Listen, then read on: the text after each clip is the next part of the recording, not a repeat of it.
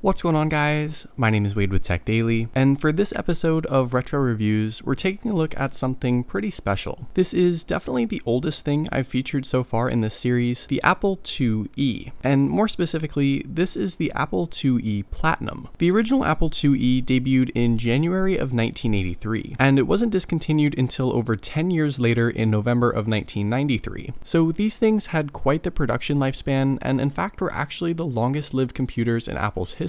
The E in the name stood for enhanced because several popular features that were once only available as upgrades or add-ons in early Apple computer models were now standard on the IIe. The entire Apple II line of computers, the original of which was released in 1977, were designed and produced for a more consumer-based market, with a complete housing and a more finished look. A big step up from the original Apple I, which was a bare circuit hobbyist type of product. But the Apple II, IIe, and IIe Platinum still retain that hobbyist and engineering feel with an easily removable cover that revealed all of the computer's internals. And speaking of internals, the IIe came standard with an extended 80 columns card with 128 kilobytes of RAM and double high-res graphics enabled. The processor was either a 6502 or 65C02 running at 1.023 MHz. And you also got a built-in speaker, but aside from all that, you had a lot of flexibility and potential if you knew what you were doing and could take advantage of all the expansion slots offered, which a lot of people did. What was particularly interesting though was that when Apple debuted the 2GS in 1986, rather than trying to discontinue the IIe or replace it completely, people could actually buy upgrade kits to essentially make their 2Es into 2GSs. The upgrade kit replaced the IIe motherboard with a 16-bit 2GS motherboard. You could even get Apple 2GS nameplates and logos to put over the IIe to make it more official. It was quite the upgrade since you replaced the entire motherboard and even changed up many of the port openings and connections around back. And while not a lot of people opted to do this, it was still a very interesting idea. The IIe Platinum also featured an entirely new keyboard layout which looks and functions essentially identical to the keyboards found on all computers today, and it even featured the numeric keypad off to the right, which was a first.